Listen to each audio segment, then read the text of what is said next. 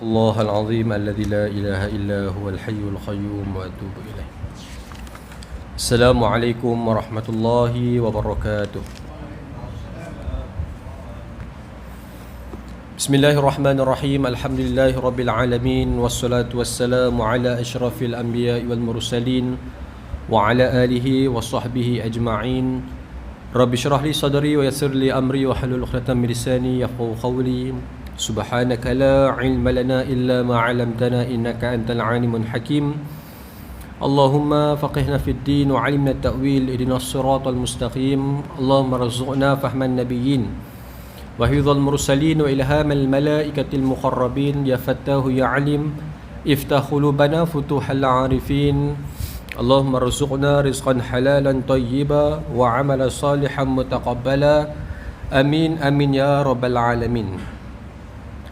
Alhamdulillah, bersyukur kita kepada Allah Subhanahu Wa Taala dengan limpah kurnianya dapat kita bersama-sama menunaikan salat maghrib secara berjemaah. Dalam masa yang sama Allah Subhanahu Wa Taala menghimpunkan kita di dalam satu majlis ilmu. Mudah-mudahan apa yang kita usahakan, apa yang kita kerjakan, apa yang kita laksanakan pada malam ini diberkati, dirahmati dan diredai oleh Allah Subhanahu Wa Taala. Selawat dan salam ke atas junjungan besar Nabi Muhammad sallallahu alaihi wasallam. Yang saya kasihi lagi saya hormati para imam, para bilal, barisan kepimpinan surau serta hadirin hadirat muslimin muslimat yang dirahmati oleh Allah Ta'ala sekalian. Alhamdulillah, syukur kita kepada Allah. Sekali lagi Allah Ta'ala izinkan kita bertemu. Dan insyaAllah pada malam ni kita bebas. Sekali lagi bebas tuan-tuan, sebagaimana pada bulan yang lepas. Dan kita telah khatam kitab 40 hadis peristiwa akhir zaman. Dan insyaAllah bermula tahun hadapan, awal bulan kita akan bermula kitab baru, iaitulah berkaitan dengan 40 hadis hukum fiqh. Jadi insyaAllah kita akan kupas dan kita akan mulakan pengajian yang baru pada tahun hadapan insyaAllah. Jadi tuan-tuan yang dirahmati oleh Allah Ta'ala sekalian, sebelum kita nak bacakan sebuah hadis Nabi SAW, maka saya ingin memaklumkan di sini tuan-tuan, kita di Zakat Pulau Pinang pada 12 hari bulan 12 yang lalu, Zakat Pulau Pinang telah meluncurkan kitab ataupun buku isu zakat kontemporari. Ini buku dia tuan-tuan. Alhamdulillah, setelah hampir 2 tahun lamanya kami bertungkus lumus mengedit, bukan karang lah tuan-tuan, lebih kepada edit, susun soalan-soalan yang sering kali ditanya oleh masyarakat Islam di negeri Pulau Pinang di kaunter-kaunter zakat. Maka kita bukukan segala soalan-soalan tersebut dan kita sediakan jawapan daripada setiap persoalan yang dinyatakan, yang disoalkan. Alhamdulillah, kitab ini dah beberapa kali kami tapis dengan panel pakar, dengan Jawatan Kuasa Fatwa Negeri Pulau Pinang, dengan unit penyelidikan di Jabatan Mufti Negeri Pulau Pinang, dan pada 12/12 terluncurlah kitab ini. Alhamdulillah. Cuma ini first batch kami buat baru 1000 naskah, dan kita buat program di Bertam Resort. Kita panggil guru-guru takmir yang mengajar di Pulau Pinang, kemudian kita panggil pengurusi-pengurusi karya sekitar Kepala Batas dan juga Batuus, jabatan-jabatan. Dan kita edarkan buku tu lebih kurang dalam 350. Cuma saya tak boleh nak bagi pada tuan-tuan lah. Tunggu second batch, dan second batch tu jual lah. InsyaAllah kita kerjasama dengan pihak USM lah. Sebab kitab ni tuan-tuan, specialnya bagi saya special lah. Bahkan ada juga diskusi pada sebelah petang 12/12 tu, daripada 2 orang pakar, iaitu Dr. Zaki dan juga Prof. Madia. Allah semua lupa tuan-tuan nama lah. Tapi kira membahaskan berkaitan dengan Profesor Madia Jasni Besudong tuan-tuan, USM. Maka mereka membahaskan tentang kitab ni, buku ni. Jadi di antara kelebihan buku ni saya boleh katakan, yang pertama, dia akan cerita, kalau zakat pendapatan, dia akan ceritalah apa itu zakat pendapatan, apa dalil dia, kemudian bagaimana cara nak kira zakat pendapatan, kemudian baru mai soalan dan jawapan. Setiap soalan dan jawapan tu adanya sandaran ataupun rujukan. Tu yang specialnya tu. Kira kalau tuan-tuan baca, nak tengok daripada mana sandaran dia, maka kita sediakan dia punya rujukan dia. Contoh dalam ni tafsir Al-Quran kita mention, ataupun dalam soalan yang berkaitan dengan fiqh, maka kita akan rujukkan adalah Al-Fiqh Al-Manhaji jilid 1 halaman 305. Kemudian boleh juga rujukan Fiqh Zakat jilid 2 halaman 823. Jadi kalau tak percaya boleh buka kitab tu, tengok balik. Itulah sumber-sumber yang kita gunakan dalam menyusun kitab ni. Ada banyak bab tuan-tuan, semuanya berkaitan dengan zakat. Semua ataupun segala jenis zakat ada dalam ni. Dan kita juga ada tambahan, iaitu seperti mana fidyah, kafarah dan sebagainya. Jadi total muka surat lebih kurang ada 176 muka surat. Dan insya-Allah siapa yang boleh baca khatam kitab ni kira clear lah. Kira zakat ni kira insya-Allah dalam tangan dia lah, insya-Allah tuan-tuan. Jadi itulah sekadar makluman tuan-tuan kepada tuan-tuan. Nanti bila kita dah buka, tuan-tuan nak beli silakanlah. Tapi setakat ni tak jual lagi lah. Cuma saya nak cerita ya berkaitan dengan kitab yang kami buat. Seronok tuan-tuan rupanya buat kitab ni. Dia rasa nikmat tu, tapi nak buat berpayah, bukan senang. Sebab tu bila saya salah seorang daripada editor kitab ni, tak mudah sebenarnya kita nak buat kitab ni. Bukan senang-senang kita boleh karang kitab. Sebab itulah bila mana kita tengok ada ulama-ulama yang karang kitab, janganlah duk hina, jangan duk maki tuan-tuan. Pasal rupanya bukan senang nak karang kitab ni. Macam-macam kritikan dan sebagainya sebelum kita nak jadikan ia sebagai kitab yang sesuai untuk orang awam, khususnya di negeri Pulau Pinang. Itu saja makluman tuan-tuan. Baik, insyaAllah pada malam ni dengan masa yang Allah Ta'ala izinkan kepada kita, saya nak kongsikan sebuah hadis Nabi yang sangat popular, yang saya percaya tuan-tuan pun dah biasa dengar, tapi tak apalah, sekadar kita ulangan pada malam ini sebelum kita nak buka kitab baru pada tahun hadapan. Baik, kita dengar. An Abi Hurairah radhiyallahu anhu qala anna Rasulullah sallallahu alaihi wasallam qala haqqul muslim 'alal muslim khamsun raddus salam wa 'iyadatul marid wattiba'ul janaiz wa ijabatud da'wah wa tashmitul 'atis. Muttafaqun alaih. Wa fi riwayatin li Muslim haqqul muslim 'alal muslim sittun idza laqitahu fasallim alaih wa idza da'aka fa'ajibhu wa idza istansahaka fansah lahu wa idza 'atasa fahmidallah fashammithu wa idza marida fa'udhu wa idza mata fattabi'hu. Daripada Abu Hurairah radhiyallahu anhu berkata bahwasanya Rasulullah sallallahu alaihi wasallam bersabda, hak orang Islam ke atas orang Islam yang lain ada 5 perkara: menjawab salam, mengunjungi orang yang sakit, mengiringi jenazah, menghadiri jemputan dan menjawab orang yang bersin. Hadis riwayat Al-Imam Bukhari dan juga Imam Muslim. Dan dalam riwayat Muslim yang lain ada disebutkan tidak orang hak orang Islam atas orang Islam yang lain ada 6 perkara. Apabila ia menemuinya, hendaklah ia memberi salam, dan apabila ia menjemput, hendaklah diperkenankan jemputannya, dan apabila ia bersin lalu ia mengucap, dan apabila ia meminta nasihat, hendaklah diberi nasihat, dan apabila ia bersin lalu ia mengucap alhamdulillah, maka hendaklah dijawab dengan yarhamkumullah, dan apabila ia sakit hendaklah diziarahi, dan apabila ia mati hendaklah diiringi akan jenazahnya. Hadis riwayat Imam Muslim. Baik tuan-tuan muslimin muslimat yang dirahmati oleh Allah Ta'ala sekalian, sebuah hadis yang sangat popular dalam masyarakat Islam di Malaysia kita ini berkenaan dengan sabda Nabi sallallahu alaihi wasallam berkaitan dengan hak sesama Islam. Saya dengan tuan-tuan kita ada hak sesama yang perlu kita tunaikan. Maka dalam hadis Nabi yang pertama yang dibacakan oleh saya sebentar tadi ada 5 perkara, dan hadis yang kedua ada 6 perkara. Yang membezakan di antara hadis yang riwayat Imam Bukhari dan juga Imam Muslim hanyalah pada kalimah apabila orang meminta nasihat maka hendaklah diberi akan nasihat. Maka itulah yang membezakan di antara hadis yang pertama dan hadis yang kedua. Jadi insya-Allah malam ni kita akan kupas pada hadis yang kedua, iaitulah 6 perkara ataupun 6 hak yang perlu kita tunaikan sesama Islam. Yang pertama tuan-tuan, bila Nabi sebut haqqul muslim 'alal muslim sittun, hak antara orang Islam dengan orang Islam yang lain ada 6. Ketika mana ulama mensyarahkan hadis ini, adakah terbatas kepada 6 perkara ini saja?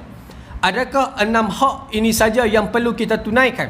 Maka jawapan kata ulama, tidaklah pada ala sabilil hasr, bukanlah pada batasan 6 perkara ini saja, bahkan ada banyak lagi hak-hak yang perlu kita tunaikan sesama Islam.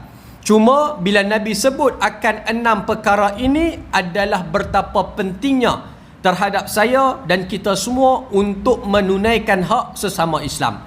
Yang pertama pada tuan-tuan, yang pertama apabila kita bertemu akan saudara kita, maka berikanlah salam.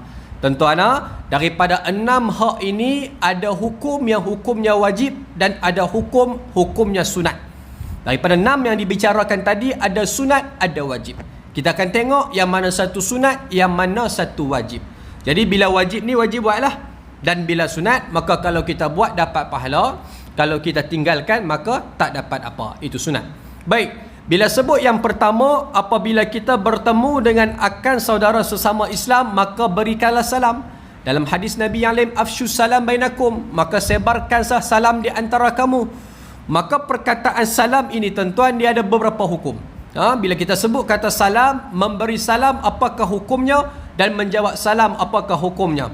Maka sebelum kita nak menghuraikan berkaitan dengan hukum, maka daripada dalil manakah para ulama mengambil jalan bahawa hukum ini terjadi? Maka ada ulama yang menyatakan bahawa ia berdasarkan dalil wa idza huyyitum bitahiyatin fahayyu bi ahsana minha aw rudduha. Maka daripada dalil Al-Quran tadi itulah jelas menyatakan bahawasanya memberi salam itu hukumnya adalah sunat dan menjawab salam itu hukumnya wajib. Tuan-tuan, menjawab salam hukumnya wajib. Dan memberi salam ini, saya dah ulang dan saya pernah dah sebut dah dalam kuliah sebelum ni, memberi salam hukumnya adalah sunat kifayah. Sunat kifayah. Maka kalau kita ramai-ramai jalan di satu kumpulan, maka cukup seorang memberi salam, tak perlu 4 orang bagi salam. Kalau ada 4 orang dengan 10 orang, maka yang sikitlah memberi salam kepada yang ramai.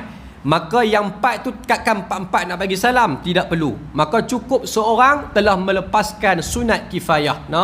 Maksud kata satu tuntutan dalam agama Allah, maka apabila satu orang dah buat, maka ketiga-tiga lagi terlepaslah tuntutan tersebut. Cuma dia sunat kifayah, dia bukanlah fardu kifayah tuan-tuan. Dia cuma sunat kifayah. Maka memberi salam itu hukumnya sunat dan menjawab salam itu hukumnya wajib. Maka apabila kita memberi salam, mendengar salam, maka jawablah dengan wa'alaikumussalam. Kadang-kadang kita tak rasa benda tu berat. Tuan-tuan, kadang-kadang kita duk rasa benda tu simple ya. Dengar salam tak apalah, orang lain jawab. Walhal yang didengar itulah yang kena menjawab. Bukanlah dia menjawab itu juga sunat kifayah. Tak apalah kawanku jawablah. Tak, kita kena jawab dengan panggilan ataupun dengan jawapan wa'alaikumussalam warahmatullahi wabarakatuh. Jawab lagi panjang, maka lagi afdal. Apabila kita mendengar perkataan Assalamualaikum, maka jawablah dengan Waalaikumsalam warahmatullah. Kalau ada orang bagi salam Assalamualaikum warahmatullah, maka jawablah dengan Waalaikumsalam warahmatullahi wabarakatuh.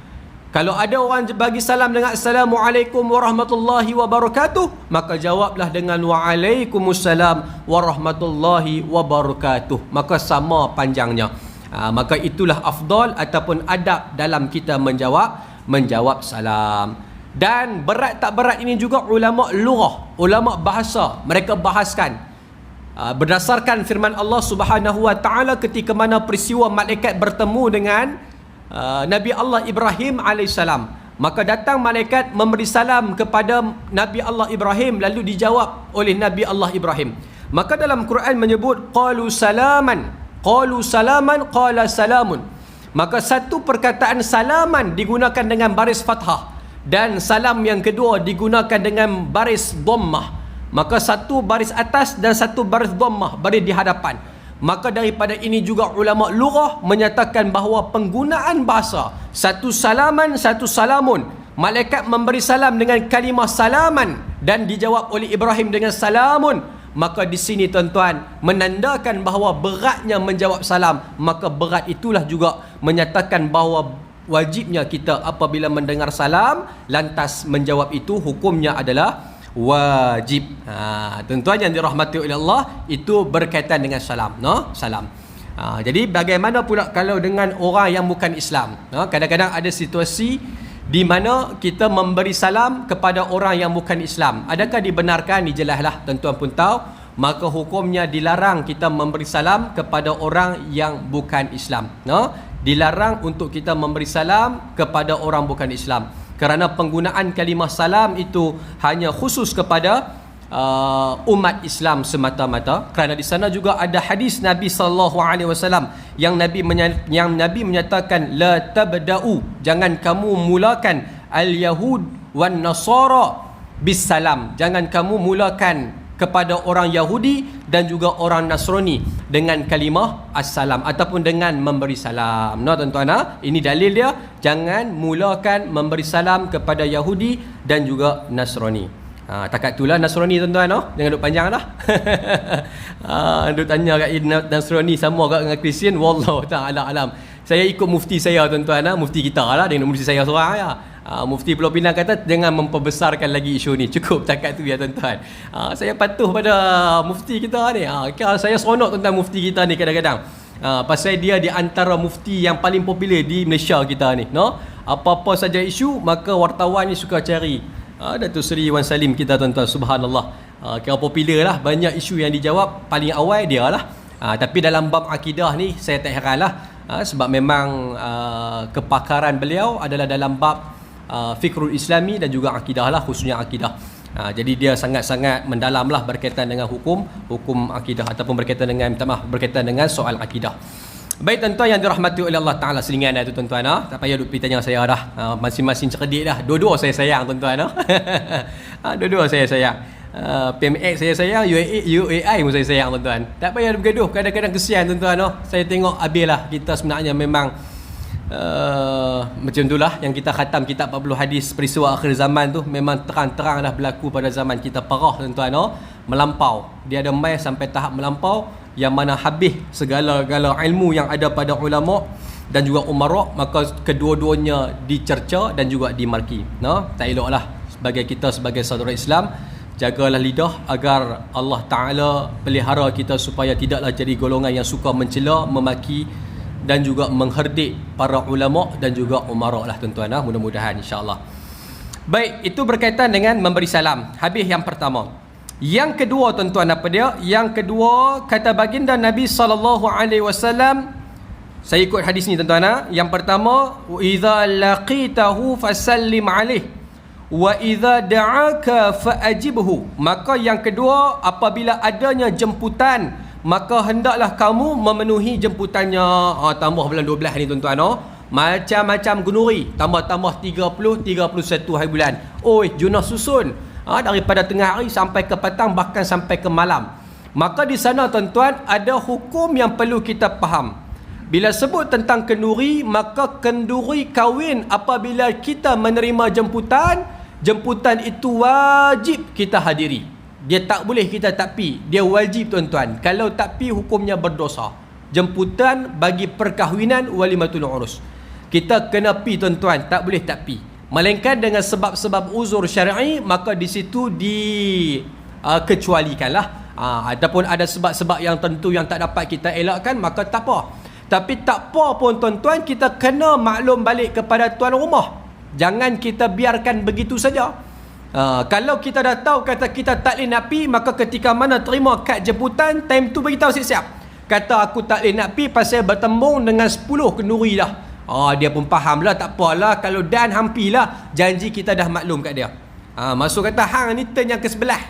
Jadi kalau aku pi, aku tak tahu lalu ada tak ada. Jadi aku rasa tak sempat nak pi, maka aku minta maaf baiknya. Semoga Allah Ta'ala pemudahkan. Settle lah tuan-tuan. Janji kita dah maklum kat dia, kata aku tak boleh nak mai. Dia makluman itu penting supaya kita gugur daripada kewajipan. Tanda dia berada pada hati kita juga bahawa dia ni memang orang yang aku sayang, dia jemput aku pun memang dia sayang kat aku. Maka kita nyatakan bahawa aku tak boleh nak mai. Ataupun kita tak tahu kata sama ada aku boleh mai ke tak boleh mai, maka call dia. Call dia. Kata nantilah insya-Allah kalau aku boleh mai, aku boleh mai. Tiba-tiba pada hari yang kejadian tak boleh nak mai, maka call dia, minta maaf kata tak boleh nak mai. Tak boleh call sekalipun, hantar mesej, hantar WhatsApp. Ataupun ada ahli keluarga kita pi, beritahu ke ahli keluarga kita, kata wakilkan, aku tak boleh nak mai. Minta maaf banyak-banyak, sampaikan kepada tuan rumah. Maka wakil ni lah pi sampaikan, maka boleh, tak ada masalah. Di situ digugurkan kewajipan. Sebagaimana Abdullah bin Abbas tuan-tuan, ketika mana satu ketika dia sibuk dalam keadaan menyediakan makan dan minum jemaah haji, maka ada jemputan perkahwinan pada ketika itu. Dia punya sibuk tuan-tuan sampai tak boleh nak lepaskan pekerjaan dia, maka dia hantar satu orang wakil, tolong sampaikan kepada tuan rumah, kata aku sibuk sangat dalam menyediakan makan dan minum kepada jemaah, tolong sampaikan, kata aku tak boleh nak pergi. Tuan-tuan, tu daripada kalangan para sahabat mengajarkan kita cara untuk kita gugurkan ataupun untuk kita elakkan daripada kewajipan. Maka call maklum kat dia tuan-tuan, mudah-mudahan dia faham dan juga hidup kita juga terselamat daripada kewajipan yang dituntut dalam agama Allah. Kenduri tuan-tuan adalah kenduri kahwin saja, tidak pada kenduri yang lain. Kalau kenduri akikah ke, korban ke, kenduri birthday ke tuan-tuan, kan, tu semua tuan-tuan dia taklah wajib, panggil-panggil jemputan ingat ke cucu. Rupanya tengok pasal berbatang sampai 70. Akulah 70, umur 70 tahun lepas. Oh dia kata 70 sama birthday lagi. Maka kalau lagu tu tak wajib tuan-tuan, boleh pi dan boleh tak pi. Tapi kalau seeloknya kita maklumlah kalau tak boleh nak main, kadang-kadang kawan rapat ni dia harap kita main. Seronok sikit bila kawan-kawan ni main. Tapi dah tak boleh nak main, call dia hantar mesej kata hang pada pacak sampai 70 batang dah lah berdosa satu hai. Lepas tu dah buang tabiat satu hai. Tiup-tiup meninggal mampus tuan-tuan. Habis tak payah. Jadi kita maklumlah kata kalau tak boleh main. Jadi kenduri di sini adalah kenduri yang namanya perkahwinan saja. Kenduri kekah ke, tahlil ke apa ke, tu semua adalah sunat. Boleh pi, kalau tak pi, kalau pi dapat pahala, and then kalau tak pi tak dapat apa. Baik, itu berkaitan dengan kenduri, dan perkara yang berkaitan dengan kenduri ini juga saya dah pernah kupas kepada tuan-tuan sebelum ni. Baik, kita masuk kepada yang ketiga.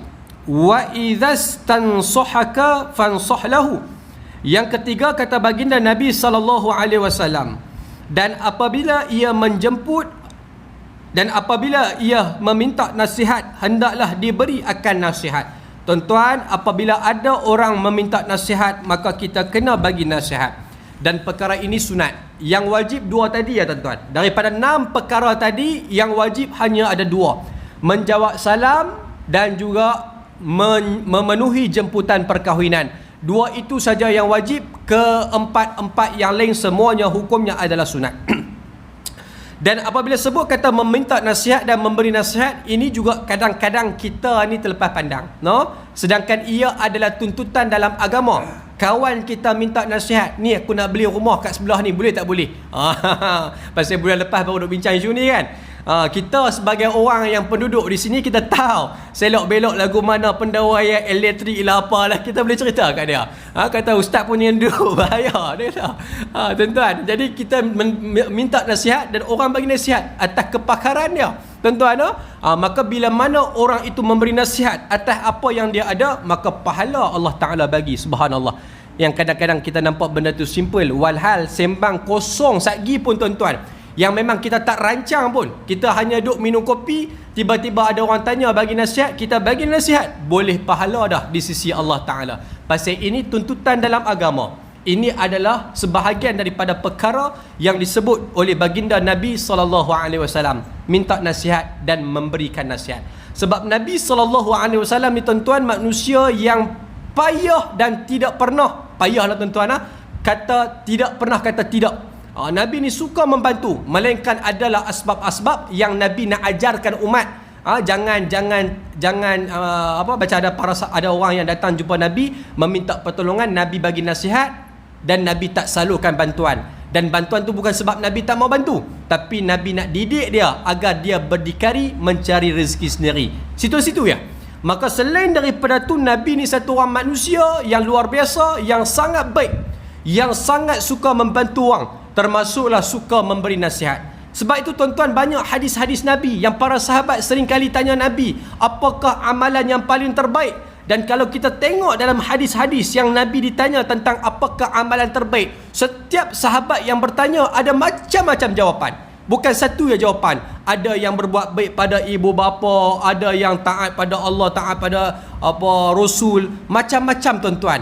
Yang mana Nabi jumpa orang ni, Nabi bagi beritahu macam ni. Nabi jumpa orang ni, Nabi bagi tahu orang macam ni. Sebab masing-masing ada kelemahan dan Nabi mengetahui kelemahan tersebut. Maka itulah baginda Nabi satu orang yang suka mendidik. dan memberikan pengajaran kepada umatnya agar mereka ini menjadi orang yang taat dan juga orang yang bertakwa kepada Allah Subhanahu wa taala. Maka Nabi payah nak kata tidak melainkan dengan asbab mendidik umatnya sendiri, tuan-tuan. Sampai tahap kalau ada sahabat yang nakkan bantuan daripada Nabi sallallahu alaihi wasallam, tuan-tuan, yang mana mereka ini sangat memerlukan, sangat-sangat memerlukan, dan Nabi pun tak ada barang tersebut. Nabi buat apa, tuan-tuan? Nabi kata hampir dekat satu kedai, bagi tahu kepada kedai tersebut atas nama Muhammad, maka hang ambillah barang keperluan hang dan juga anak-anak hang. Sampai tahap tu, tuan-tuan, Nabi berhutang demi umat Islam ataupun demi orang Islam yang berada di bawah baginda Nabi sallallahu alaihi wasallam. Nabi suruh kawan tu pergi berhutang. Hampir kat kedai tu, hampir ambil ya barang apa yang hang nak, keperluan apa yang hang nak, maka hang ambil dan bagi tahu dekat tokai kedai, boh dalam buku 55 lah bahasa kita, boh dalam buku 555, letakkan nama Muhammad, maka Muhammad berhutang dengan kamu. Maka tuan-tuan, itulah yang Nabi buat. Bila Nabi ada duit, Nabi bayar balik hutang tersebut atas nama baginda Nabi sallallahu alaihi wasallam. Walhal benda tu bukan manfaat Nabi. Maksud kata bukanlah keperluan untuk Nabi nak makan dan sebagainya. Untuk orang lain, punyalah Nabi sayang akan umat Islam, punyalah Nabi sayang akan orang Islam, orang Muslim, sesama Muslim, maka Nabi membantu, bukan takat nasihat, bahkan lebih lagi daripada nasihat. Subhanallah, tuan-tuan, itulah baginda Nabi sallallahu alaihi wasallam. Zaman baru ni lah, tuan-tuan, yang melanda zakat Pulau Pinang, satu isu yang besar, viral, tuan-tuan. Allahu Akbar. Macam-macam lah tomahan-tomahan netizen ni terhadap zakat Pulau Pinang. Lama dah kami tak kena hentam, tuan-tuan. Sekali-sekala kena seronok juga. Tapi nasiblah ada juga buah kilas. Kalau tak ada buah kilas, kena lah, tuan-tuan. Kelemahan kita nak buat macam mana? Tuan-tuan, satu orang yang dia buat video, tuan-tuan, buat video rakam di gereja Bukit Mertajam, menyatakan bahawa dia pergi ke JKM tak dapat nak bantu, pergi zakat pun tak bantu, tuan-tuan. Dia kata pasal dia nak buat rawatan anak dia, kemudian sewa rumah dan sebagainya. Sampai di gereja, maka dia kata gereja pun tak bantu, gereja takat bagi makan dan minum ya, tak dapat settle dia punya sewaan rumah. Jadi bila dia post video tu, maka sekelip mata lah, tuan-tuan, FYP. Oi, tuan-tuan ingat nak buat FYP senang lah. So payah, tuan-tuan, nak buat FYP ni. Ni tahu lah buat video ni kan, Siti Aisyah punya video TikTok, nak dapat FYP bukan senang, payah.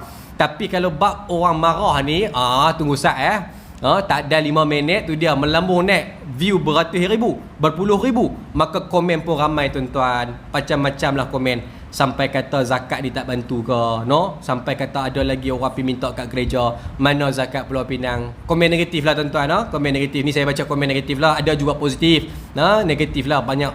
Dan rata-rata semuanya memandang buruk dan meletakkan satu perkara negatif kepada zakat Pulau Pinang. Tapi ada jugalah yang cerdik pandai, tuan-tuan. Dia kata janganlah menghukum zakat lagi, dengar dulu zakat Pulau Pinang, kok lepas dah bantu. Ni cerdik, tuan-tuan. Baca tu dalam ramai-ramai tak cerdik, ada jugalah cerdik. Saya rasa orang Siti Aisyah yang cerdik ni, tak ada orang lain dah.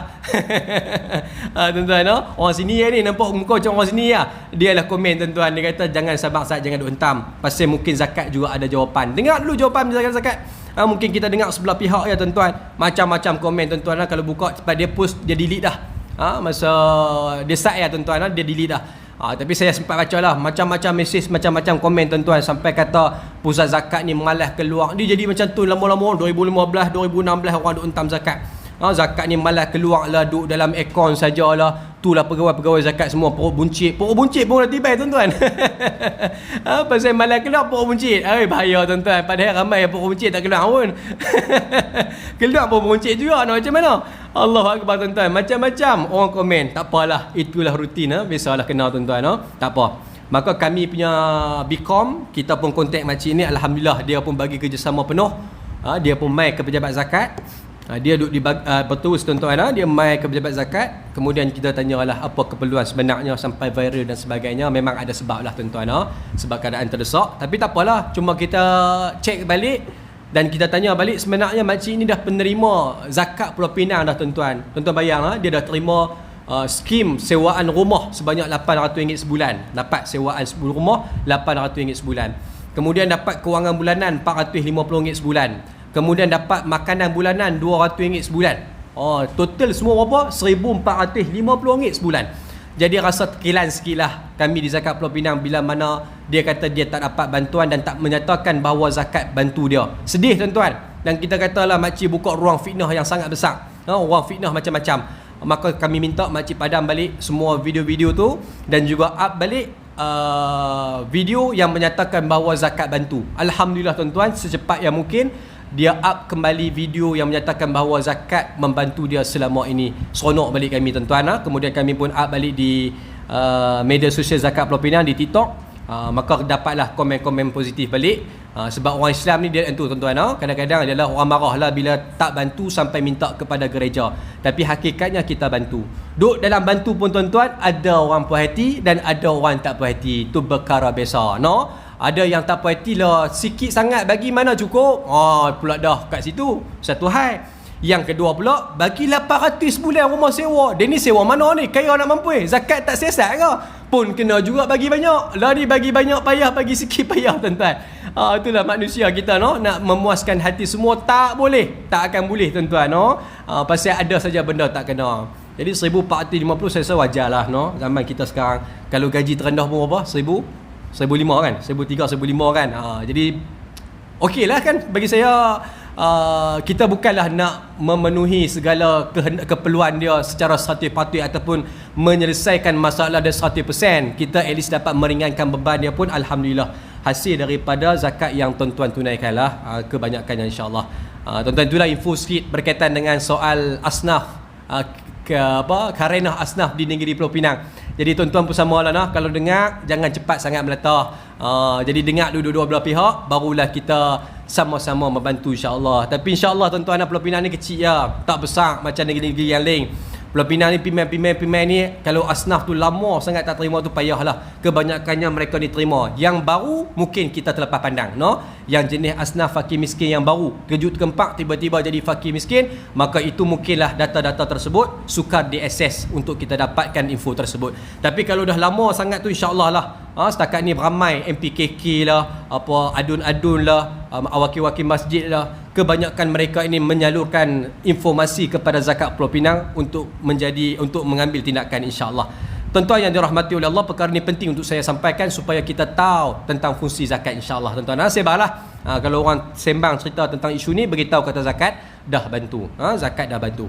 Baik tuan-tuan yang dirahmati oleh Allah, kita kembali kepada hadis Nabi.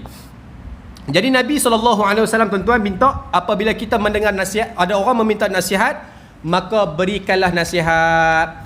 Dan kebanyakan kita sebagai suami, isteri lah paling banyak minta nasihat tuan-tuan. Maka kita ni sebenarnya gedung pahala isteri tu. Isteri ni tuan-tuan banyak benda dia suka tanya kita. Kadang-kadang nak pergi kenduri pun tanya, bang hari ni nak pakai baju merah ke baju hitam? Itu soalan killer tuan-tuan. Aku nak jawab ni, kita kena fikir balik, buka hukum-hukum semua, buka kitab-kitab semua nak kena jawab. Biar betul-betul kena cita rasa dia. Nak tahu hari ni dia suka warna hitam ke warna merah. Tuan-tuan, kita kena faham. Jadi soalan tu soalan yang memang selalu duk tanya. Tuan-tuan pun ada isteri, takat seorang ya kita semua ni. Kan? Maka dia tanyalah soalan tu. Maka kita ni jawab soalan tersebut, maka pahala tuan-tuan. Pahala. Maka jangan dia tak jawab. Tuan-tuan jawab ya. Nampak macam hitam sesuai. Alhamdulillah dia pun seronoklah pakai hitam. Tuan-tuan, kita pun start enjin, duduk dalam kereta, kelak-kelak baju merah. Lah orang tua ni merah pula. Kan tuan-tuan, kadang-kadang bila kita bagi hitam dia pakai merah. Marah-marah tuan-tuan. Tapi nak macam mana? Bila kita memberi nasihat, tuan-tuan dengar baik-baik, bila kita memberi nasihat, apabila ditanya satu soalan kepada kita untuk diberikan nasihat dan kita memberi pandangan, hak kita hanyalah berikan pandangan, tapi kita tak ada hak untuk menentukan jawapan dia. Tu kena faham. Kita tak ada hak untuk tentukan pilihan dia.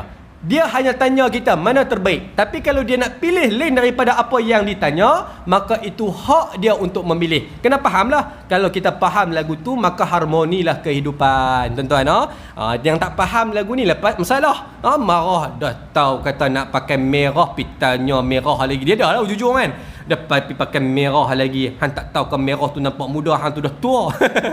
Macam-macam mulut ni akan kata tuan-tuan, jangan. Kerana perempuan ataupun isteri kita itu sebenarnya gedung pahala buat kita kalau kita menjawab segala nasihat-nasihat yang diperlukan. Orang yang minta nasihat tuan-tuan, dia tengah meletakkan maruah dia di bawah ataupun ego dia diletakkan di bawah. Siapa yang meminta, Satu orang apabila dia meminta, sebenarnya dia meletakkan ego dia itu di bawah, tuan-tuan. Dia tanam ego dia di bawah. Orang yang tak pernah meminta, dia letakkan ego dia di atas. Faham, tuan-tuan? No? Orang yang tak rasa dia nak minta bantuan orang lain, sebenarnya dia rasa diri dia ni tinggi. Dia rasa dalam keadaan dia ni rasa dia ni hebat. Dia tak minta nasihat orang, dia tak minta bantuan orang, pasal dia kata dia boleh semua. Tapi ada satu ketika yang mana ego dia duduk di atas tinggi, tuan-tuan. Tiba-tiba ada satu perkara yang dia memang tak tahu. Dia main dekat satu orang bertanya, maka sebenarnya dia meletakkan ego dia itu di bawah. Kalau masih lagi di atas, maka dia akan kata apa? Dia akan kata, aku takkan tanya pasal aku tahu semua, walhal dia tak tahu. Tu hakikat dia, tuan-tuan. Jadi setiap kali orang main kat kita, tuan-tuan kena tahu bahawa dia meletakkan ego dia di bawah. Dia letakkan diri dia di bawah. Pasal dia nak minta pandangan, maka kita boleh bagi pandangan tersebut dan dia boleh terima. Tapi kalau ego dia di atas, dia tanya, tuan-tuan, cakap pilih lagu mana pun, maka dia tak akan terima pandangan orang. Pasal dia letakkan ego dia di atas. Sama lah dalam mesyuarat kan. Kalau pengurusi yang cerdik, pengurusi yang hebat, maka dia apabila mempengurusikan, dia letakkan ego dia di bawah, supaya dia boleh menerima pandangan semua ahli-ahli mesyuarat semua. Tapi kalau dia masuk-masuk, dia letakkan ego dia di atas, dia dah tahu dah segala keputusan semua di tangan dia. Tak ada siapa pun boleh cantah pasal dia meletakkan ego dia di atas. Habis tak ada apa, tuan-tuan. Tu sebab tu bila mana orang mai noneh kat kita ni, aku nak tanya hang sikit ni, tuan-tuan terimalah dengan seadanya. Pasal dia meletakkan ego dia di bawah, sungguh-sungguh di bawah, dan dia mai menadah meminta kepada kita, tuan-tuan, agar Allah Ta'ala jadikan wasilah, jadikan jalan kepada dia untuk mudah mendapat jawapan bermula daripada kita, tuan-tuan. Kadang-kadang Allah hantar kita, hang duk cari jawapan selama ni tak jumpa. Rupanya Allah hadirkan kita, di situlah lubuk jawapan daripada Allah Subhanahu Wa Ta'ala. Jadi mulai hari ni, siapa-siapa yang meminta nasihat daripada kita, sampaikanlah nasihat tersebut takat yang kita mampu. Dan kita pula bagi nasihat jangan buat kepala tahu. Tambah-tambah berkaitan dengan hukum hakam, jangan duk rasa, aku rasa tak mau, tuan-tuan. Nak makan 3 rasa. Dia bab rasa-rasa jangan, tuan-tuan. Bab hukum ni bahaya.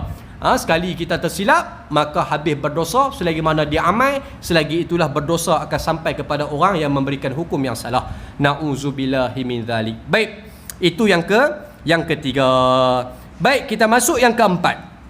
Wa idza atasa fahamidallahu fashammithu. Dan yang keempat, apabila bersin lalu ia mengucap alhamdulillah, maka hendaklah dijawab dengan yarhamkumullah. Apabila satu orang bersin, tuan-tuan, apabila satu orang bersin, maka kita orang yang bersin itu hendaklah mengucapkan alhamdulillah. Ni adablah, ni sunnah, tuan-tuan. Bila kita bersin, apa ucapannya? Katalah alhamdulillah. Maka pahala, tuan-tuan, kata alhamdulillah. Dan apabila ada daripada kalangan saudara kita mendengar orang mengucap kalimah alhamdulillah ketika mana dia bersin, maka kita dengar, kita kata apa? Yarhamkumullah. Hafal sikit, tuan-tuan, malam ni buah-buahan satu, no? Yarhamkumullah. Siapa yang first time dengar lah, yarhamkumullah, semoga Allah Ta'ala merahmati kamu. Ataupun yarhamkallah, ka ni merujuk kamu, kalau kum merujuk kepada kamu semua. Tak salah kalau kita sebut yarhamkumullah, sebab kita nak mengagungkan dia, menghormati dia, maka kita sebut yarhamkumullah. Dan orang yang bersin pula, dia ada balasan dia. Jawapan dia apa? Yahdikumullah, semoga Allah Ta'ala memberikan kepada kamu akan petunjuk. 3 hiwar tu ya. Yang pertama alhamdulillah, yang kedua yarhamkallah, dan yang ketiga yahdikumullah, semoga Allah Ta'ala memberi akan kamu petunjuk. Sebab itu, tuan-tuan yang dirahmati oleh Allah Ta'ala, ada satu kisah. Kisah ini, tuan-tuan, direkodkan daripada kisah Al-Imam Abdullah Alawi Al-Haddad, satu orang ulama besar. Tuan-tuan, Imam Abdullah Alawi Al-Haddad, satu orang ulama besar. Dia ni, tuan-tuan, buta. Mata dia buta, tapi celik hatinya. Dia pernah naik di satu kapal di pelabuhan. Dia duduk di atas satu kapal pelabuhan, dan kapal itu dekat dengan pesisiran pantai. Dia terdengar ungkapan orang bersin dan juga cakap alhamdulillah. Maka bila dia mendengar orang kata alhamdulillah, dia jawab dengan yarhamkumullah. Maka anak murid bersebelahan dengan Al-Imam Abdullah ni, tuan-tuan. Anak murid tanya, wahai Tok Guru, pasal apa kata yarhamkumullah? Padahal orang yang di bawah tu bukan dengar pun apa yang kamu katakan. Bahkan yang mendengar di bawah itu juga boleh mengucapkan yarhamkumullah kepada orang bersin di bawah. Tapi pasal apa kamu ungkap? Maka dia kata apa? Sesungguhnya aku mengharapkan Yang bersin tadi menjawab kalimah yahdikumullah, yakni mendoakan aku semula agar diberikan petunjuk oleh Allah Subhanahu wa taala.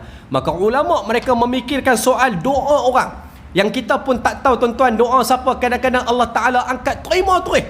Maka itulah yang kita perlukan. Mana nak tahu orang yang bersin tu doanya diterima oleh Allah tatkala mana dia mengucap kalimah yahdikumullah, Allah Taala bagikan petunjuk kepada kita sampai ke akhir hayat. Siapa tahu? Sebab itu tuan-tuan, pentingnya kita hafal dan kita boleh ketiga-tiga perkara tersebut supaya kita boleh mengamalkan dalam seharian kita. Mudah ya? Alhamdulillah, yarhamkallah ataupun yarhamkumullah dengan yahdikumullah. Semoga Allah Taala memberi hidayah kepada kamu. Baru-baru ni isu tuan-tuan, bagaimana kalau kita bersin dalam solat, adakah sah kita mengucapkan kalimah alhamdulillah? Tuan-tuan, bila sebut kata alhamdulillah dalam semayang, maka hukumnya sunat. Apabila kita duduk tengah semayang, maka kita baca, kita bersin, kita mengucapkan kita nak kata alhamdulillah, maka hukumnya sunat. Tetapi sunat di sini adalah dengan kita mengungkapkan seorang diri dengan nada yang sangat nipih. Ataupun kalau tak nipih pun baca dalam hati pun tak apa tuan-tuan. Sunat hukumnya, kecuali pada dalam suratul Fatihah. Maka dalam suratul Fatihah tak boleh kita mengucapkan kalimah alhamdulillah, kerana dia akan terputus akan bacaan Fatihahnya. Tuan-tuan, tak boleh lah kalau dalam Fatihah, dia akan terputus muawalat kata ulama. Contoh baca tengahan Fatihah bersin, tiba-tiba kita kata alhamdulillah, maka dia kena ulang balik bacaan suratul Fatihah. Kena ulang balik bacaan suratul Fatihah. Tapi kalau bersin saja tuan-tuan, tak mengucap kalimah alhamdulillah, maka tak ada masalah.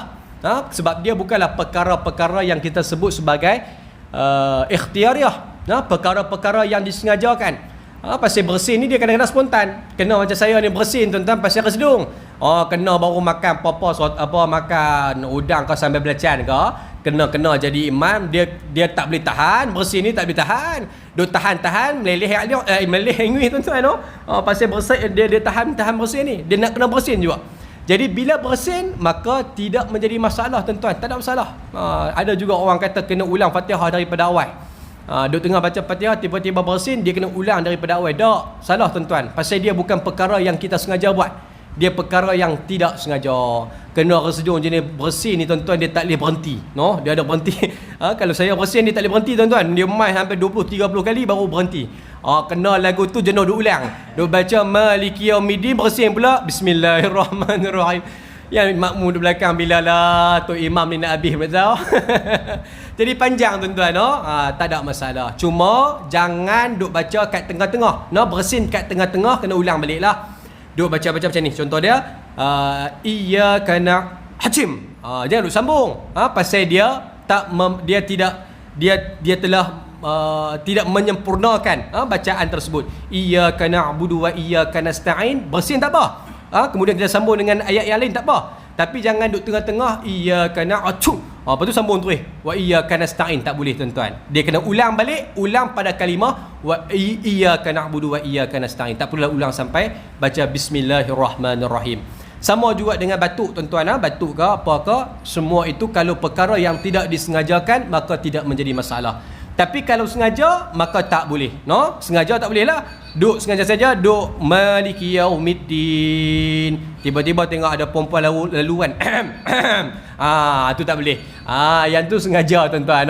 Yang tu sengaja, habis terus rosak terus solat tuan-tuan. Tak boleh. Baik, habis selesai. Dan bersin tuan-tuan bila ucap kalimah alhamdulillah 3 kali ialah.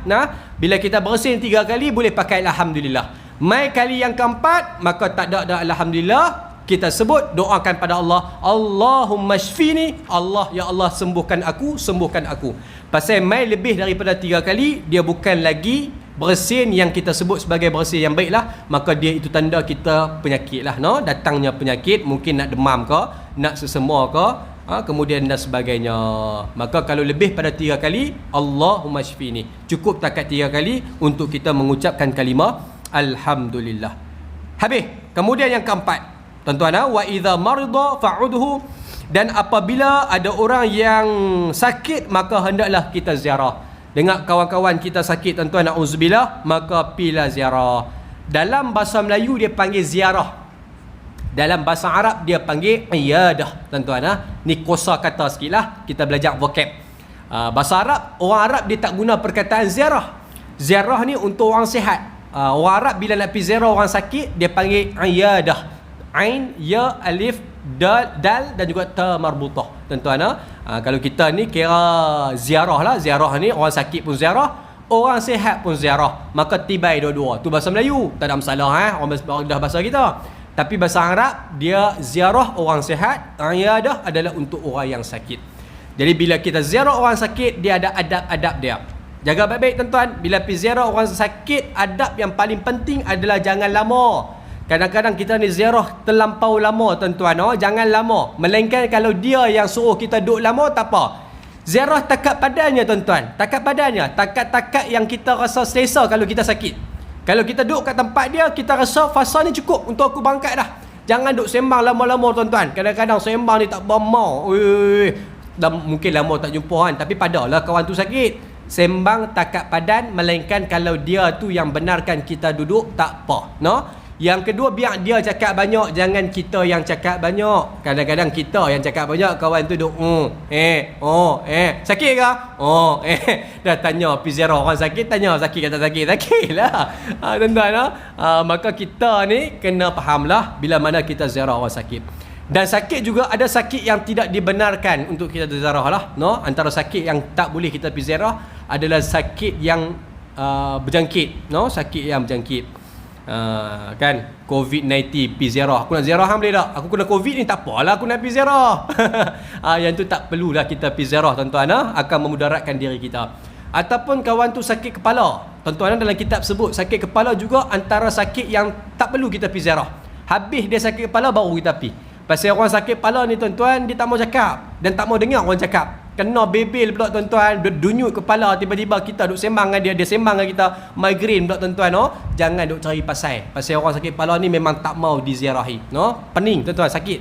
Kemudian sakit apa lagi? Sakit gigi pun sama lah tuan-tuan. Sakit gigi, duk sakit gigi berdenyut. Yang kawan ni sakit gigi lah. Tu dia lah makan chokolate minyak sangat. Dia ni sakit. Sakit boleh. Jaga. Sakit tuan-tuan, sakit gigi ni. Maka ini di antara penyakit yang tak perlulah kita ziarah. Boleh tuan-tuan. Selain daripada itu, maka kita pergi ziarah dan bantulah takat mana yang boleh kita bantu, kerana itulah adab yang disyorkan oleh Islam kita tuan-tuan. Baik. Dan yang terakhir pada malam ni, wa idza mata fattabi'hu. Dan apabila kita mendengar adanya kematian, maka hendaklah kita iringi akan jenazah tersebut. Maka bila ada orang meninggal tuan-tuan, maka jadikan sebagai satu tabiat kita untuk kita pergi ziarah tuan-tuan. Sama ada kita kenal ataupun tak kenal, maka kalau ada daripada kalangan khairah kita meninggal, pilah semayang jenazah dia tuan-tuan. Pasal kita sendiri pun kalau tanya diri kita, bila aku mati nanti ni, agak-agak aku nak orang sikit ke semayang, ramai semayang. Tu ya tuan-tuan, kita tanya diri kita. Kalau aku mati nanti ni, aku nak orang ramai-ramai semayang kat aku ke, ataupun sikit ya orang semayang kat aku? Kita nak ramai tuan-tuan.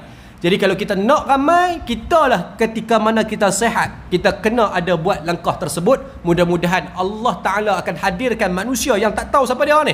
Tiba-tiba bila dengar kematian kita, ramai orang mai solatkan jenazah kita. Jadi kita tanam azam, bila dengar kematian ada masa semayang dulu tuan-tuan. Semayang bukan lama mana pun, 4 kali takbir ya. Sangat semayang pun. Ni dok tuan-tuan, kadang-kadang orang buat lepas daripada waktu isyak. Ni kalut tuan-tuan. Padahal anak kadir sendiri. Saya duk ngajak, saya tahu lah tuan-tuan, kadang-kadang ada jemaah meninggal tuan-tuan. Bila mana habis, kita pun habis puasa, habis kuliah awal ni, pengurusi berita dah, ustaz malam ni ada jenazah, minta habis awal. Tak apa lah, dengar azan saya berhenti, jangan risau. Pasal kita nak bagi laluan, orang ramai boleh semayang. Ni kita dah berhenti tuan-tuan, habis semayang isyak. Bukan lama mana pun, dah habis bagi salam, semua baca doa sikit ya pun. Tu imam pun baca sat ya, nak bagi laluan. Ni doa tuan-tuan. Bila mana dah habis usung jenazah ni, berpusu-pusu orang keluar. Na'udzubillah, saya geling kepala tuan-tuan. Mudah-mudahan ada urusan lah. Harap-harap lagu tu lah. Sangka baik kita ada urusan lah. Tapi kalau balik dekat tengok bola tuan-tuan, padahal seri aku. Kan tuan-tuan? Buat apa padahal boleh tengok replay ke apa kan? Ni saja tuan-tuan, sedih. Saya sedih. Padahal anak karya, sama-sama anak karya. Kita jangan jadi lagu tu. Ramai-ramailah kita untuk solatkan jenazah. Pasal siapa yang semayang, man salla ala janazah falahu qirat. Siapa yang sembahyang solat jenazah, Allah Ta'ala akan bagi pahala 1 qirat. 1 qirat macam mana tuan-tuan? 1 qirat umpama 1 bukit Uhud. Siapa biasa pergi bukit Uhud, dia tahulah besar bukit Uhud lebih kurang 6 ke 7 kilometer keluasan dia tuan-tuan, panjang dia lebih kurang. Bayangkan pahala besar tu tuan-tuan, kerana kita hanya solat 4 kali takbir untuk kita solat jenazah, maka pahala Allah Ta'ala bagi yang sangat luar biasa. Dan siapa yang iringi sampailah dia dikebumikan, ditanamkan, maka Allah Ta'ala bagi lagi 1 qirat, maka dapatlah 2 qirat. Maka tuan-tuan, itulah pahala berganda yang Allah Ta'ala bagi. Dan kalau kita faham konsep pahala, sebab apa Allah Ta'ala bagi ganjaran pahala yang cukup besar bagi orang yang solat jenazah, pasal apa? Dia fikir balik, banyak lagi amalan, tapi taklah sebesar sangat seperti mana yang disebut dalam hadis Nabi bila mana kita semayang dan juga iring jenazah. Tapi pasal apa Allah Ta'ala bagi besar pahala? Tidak lain dan tak bukan, Allah Ta'ala nak bagikan kepada kita pengajaran dan juga kesedaran bahawa kematian tu tak lama lagi hanglah akan duduk di dalam keranda ni. Oi tuan-tuan, bila semayang depan jenazah ni, tak jadi nak buat jahat, no? Tak jadi terus nak buat jahat, baru fikir nak buat jahat ya. Tengok balik jenazah, kalau aku mati ni, amalan aku takat ni mampu aku bertemu Allah. Takut terus tuan-tuan. Bawa pula pergi sampai kubur, duduk dalam kubur, tak boleh nak bangun dah. Duduk dalam kubur ni, bila malaikat tanya ni, agak-agak aku boleh jawab, tak boleh jawab. Aku akan minta pada Allah, biarlah aku kembali ke dunia, maksudnya tak boleh. Maka kita akan fikir lagu tu, tak berani nak buat jahat. Sebab itulah pahala besar pasal Allah Ta'ala nak suruh kita buat agar senantiasa tiap-tiap hari ataupun berulang-ulang kali kita ingat akan kematian. Kerana orang yang ingat akan kematian, itulah akan terputusnya segala kelazatan dunia yang penuh dengan fana ini tuan-tuan. Wallahu ta'ala alam. Cukup takat tu dulu. InsyaAllah kita akan sambung pada tahun hadapan. Lambat lagi tuan-tuan, tahun hadapan. Dan welcome lah kepada semua yang dah masuk kepada 5 siri, 6 siri kan. Tahun hadapan dah masuk umur 50, 60, 70, 80. Itulah menandakan bahawa sebenarnya kehidupan kita lagu tu lah tuan-tuan. Jangan duk rasa sedia muda, maka kumpullah segala amal-amal, kerana kita akan bertemu dengan Allah tak lama dah. Fikirlah, mungkin tahun depan yang lah kehidupan kita dapat bertemu 2024. Maka kalau kita fikir lagu tu, kita akan rasa inilah masanya untuk aku bertungkus lumus, mengumpulkan segala bekalan untuk bertemu dengan Allah Subhanahu Wa Taala. Kita pergi Kuala Lumpur tuan-tuan, kita tahu bekalan kita nak bawa banyak mana, no? Kalau kita nak pergi KL ni, kita tahu tuan-tuan nak bawa banyak mana. Duit berapa, duit minyak nak bawa berapa, duit tool nak bawa berapa, kena tool free tuan-tuan kan. Tahulah bajet, ini free tak apa.